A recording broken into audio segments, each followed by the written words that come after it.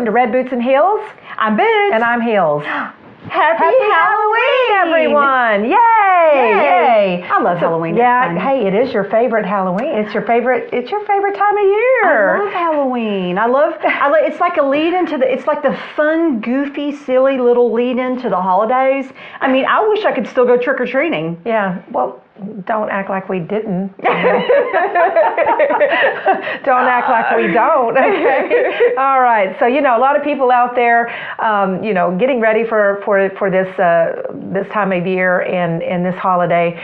Please be safe.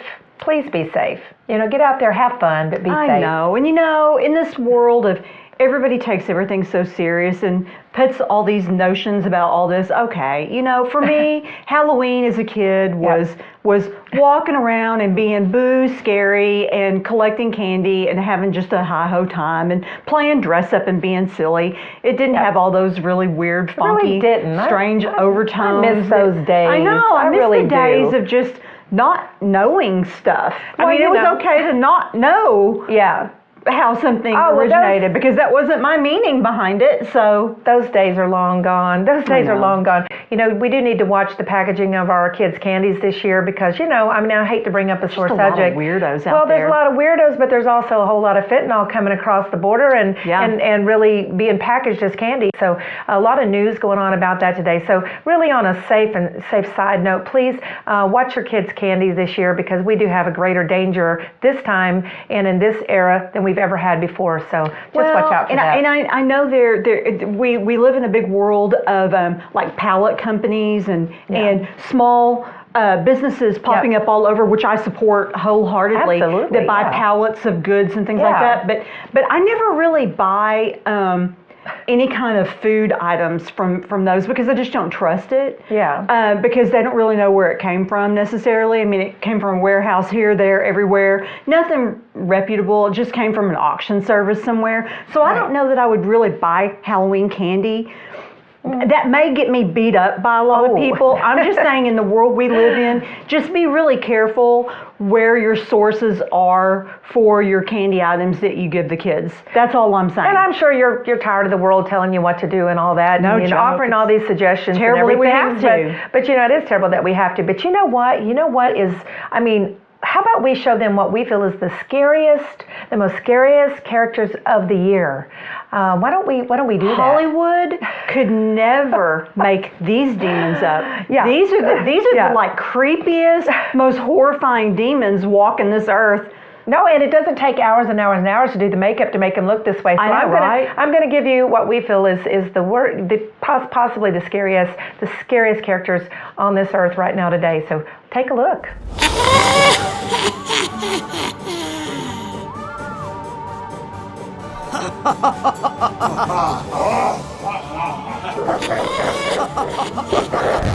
How does that make you feel? There's not a Freddy Krueger or a Michael Myers out there that beats that bunch. No, and you know what would be worse? It'd be the scariest thing on this almost the entire planet, certainly the United States. All you really have to do is pretty simple. You just get a Biden mask and then a t-shirt that says President 2024. That would be insanity, scary. Ooh, scary. That's so scary. I don't even want to think about that. Yeah, I don't even want to think about it. I'm going to have nightmares. But would like a Biden mask for Halloween get you a visit from the FBI or the CIA? Oh, that's absolutely possible. So better not do that. Well, you know what? And that actually throws me into this subject. Look at what is happening on the political arena with things like Chase Bank. It's infiltrating into all the arenas, including financial arenas. Well, when banking institutions and credit institutions are calling banknotes on people that they have contracts with, and they are in complete disregard for the contracts that you have with them over political orientation, you should be very afraid. That's so what's scary. Next? Are they going to call your house note? Yeah. Are they going to evict you from your home? Because you have a different political ideology than they do.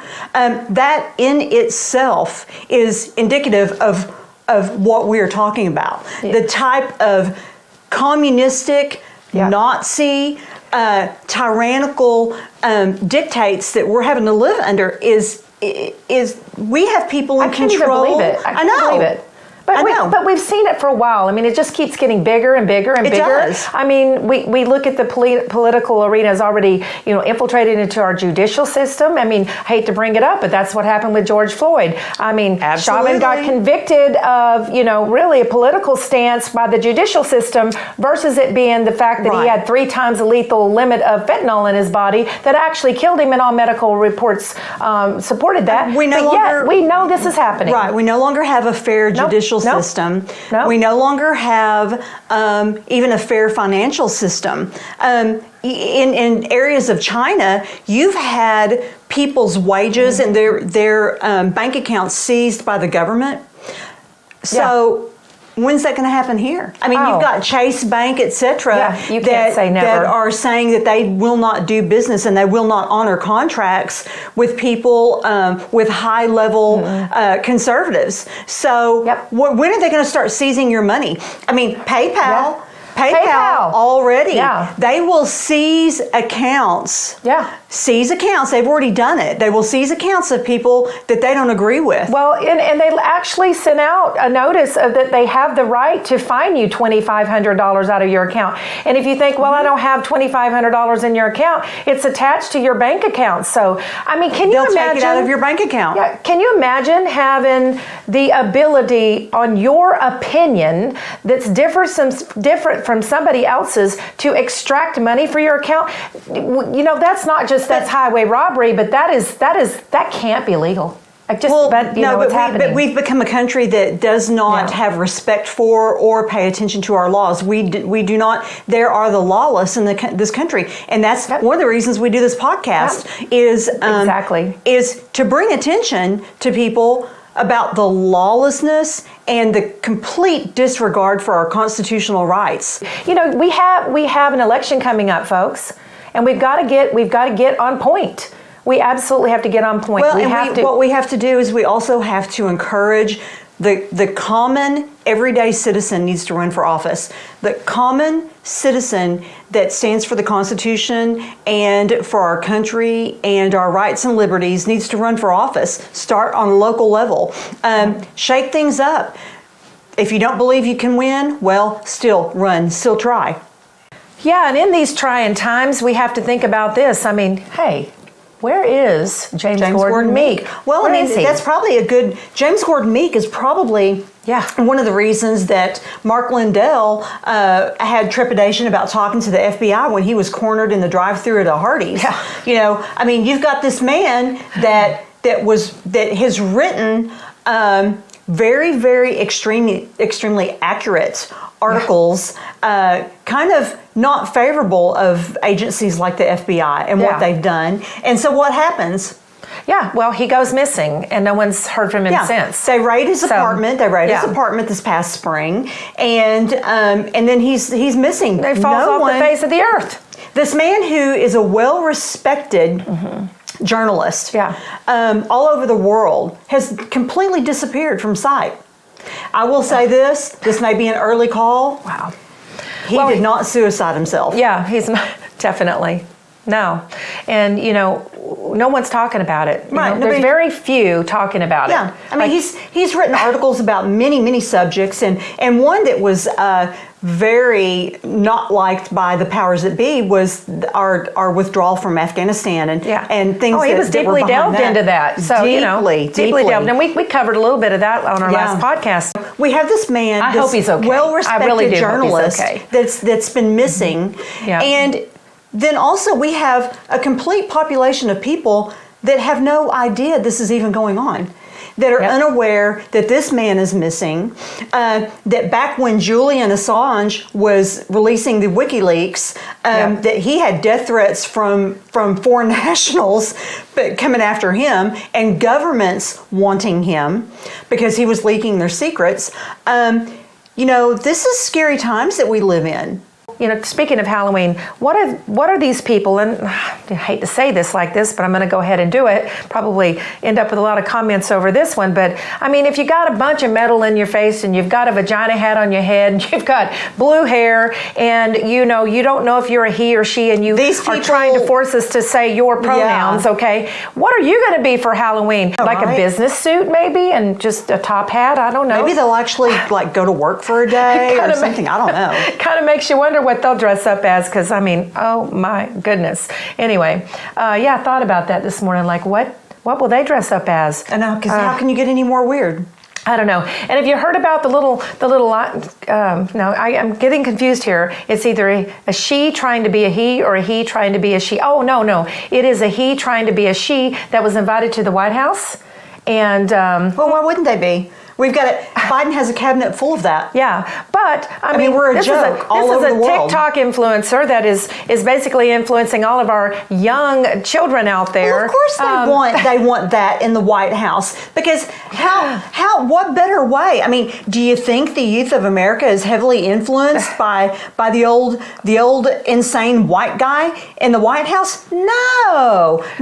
So what do? They pander to the weirdos. Yeah. So look at the weirdos in the White House. I think it's a lot of distraction too. Yeah, I just try to make that normal. And I think they're wanting to piss us off. I really do. I think they want to, attack our conservative values and our American values so much so they want to piss us off. Do we even have? I mean, as a whole, do we even have values anymore? Because why did we even let it get like this? Well, I know it's very frustrating. I mean, that's sorry, but if your kid, if you are going to your school board and insisting that your kid get to dress up as a kitty cat and have a panda crap in at school, you have a problem. Definitely. And you're weird. You're a weirdo. Definitely. And you have a screw loose. And I'm not going to meow at your child, okay? Right. It's not going to happen. Your kid's a weirdo. How about that? Yeah. Because they raised them that way. It's a generational downfall of these crazies. Exactly. It all goes back to the sins of the father. And when there's no accountability and then the parents play along with this weirdness and this dysfunction and then they feed along with it because it makes them feel better to just shake their head and go, oh, okay, because then they don't have to be accountable for any of their faults. Then you just have a complete shit show. That's because they're attention seekers. That's all it is. If this is getting them some hype on social media, they sit there and pat the backs of their child instead of getting their child help. Now listen, we're not attacking trans people, okay? We're just attacking the fact that you want, people that are not trans to, call you something different. I mean, these people are identifying with all kinds of things. Like you said, a cat? Come on. It shouldn't be put on us as a burden to remember what you now in your head want to be called. And here's the deal. When you're young, you don't know. You're just a kid. I was a tomboy. Yeah. I ran around, when I was a little bitty girl, I ran around with like a butter knife tucked in the side of my pants and no shirt on like a little Indian. Does that mean I was one? No.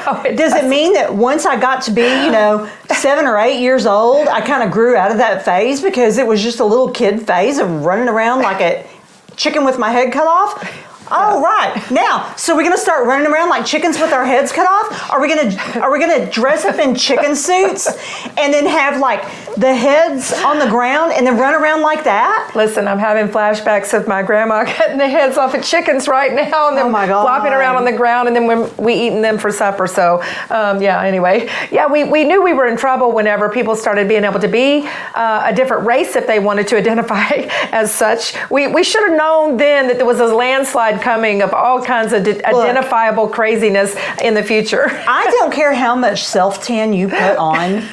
If you're not black, you're not black. If you're not black or Hispanic, you're not black or Hispanic. And how much self-loathing does it take? I don't know. That's a sad to deny who you are. These kids that want to be kittens and stuff at school, what in the hell is going on in their home that makes them hate themselves to the point that they want to pretend that they are a kitty cat and have to poop in a litter box? I don't know, but you just said it. You just said it. It's hell. Hell is what's happening. It's hell on earth. It's hell on earth. And here we are. And here we are. So we really do want you to have fun out there and enjoy your time this Halloween. But be safe. That's our big message tonight. Just be safe, be cautious, and be aware. So we're going to say it one more time to everyone out there. Happy Halloween, everybody. So even if you don't like us, you can like us and you can subscribe. Yeah, absolutely. And you can follow us on Facebook, folks. We'd love to have you comment in the section below. Let us know what you think. And also, we're kind of interested in what you're going to be this Halloween. So long, and God bless America. Bye-bye.